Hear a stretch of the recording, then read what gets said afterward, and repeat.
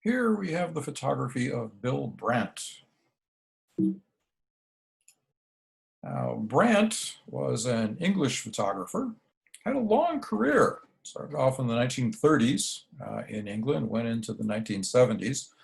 Also had a wide range of subjects he would photograph, everything from super realistic, gritty documentary scenes of coal miners in Wales to very abstract looking figure studies.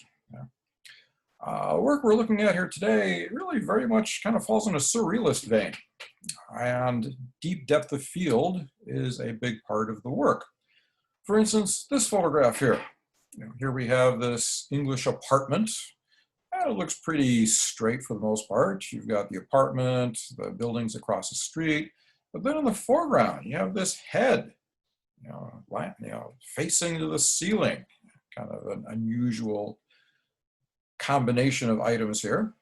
Now, this definitely has a deep depth of field. Notice that everything, from the face in the foreground to the dressers, to the windows, to the building across the street is equally sharp. Now, when you have everything equally sharp in a photograph, it tends to become about the whole composition, not just a single subject matter. Same and true in this English landscape here. I mean, here you have these mountains in the distance, clouds miles away, this lake, and then all the way in the foreground, this rocky beach here with this nest in the foreground.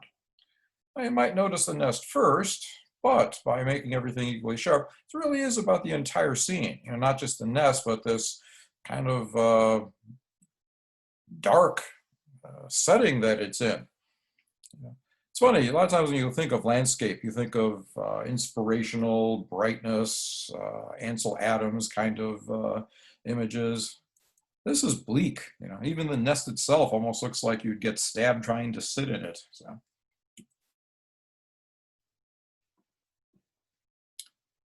Here again, a combination of the human figure and the English apartments and buildings here. He did this a lot, finding these empty apartments and using them as kind of a spare backdrop for his scenes here. The lighting, it's hard to talk about just one thing at a time. And even though we're talking about depth of field, the lighting on this is really interesting. The shadows across the leg here from the knee to the foot there almost makes it look like it's just kind of draping, like as if there's no bone in there. Now this is an example of shallow depth of field. The entire picture, almost the entire picture is taken up with these interlaced fingers here.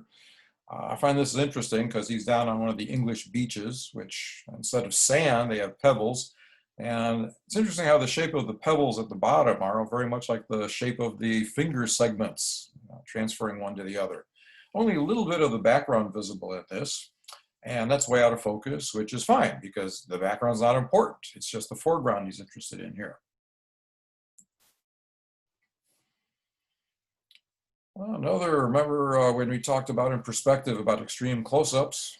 Actually, that first assignment, perspectives, really kind of carries on, should be carrying on through all of the work that you're doing in the class here.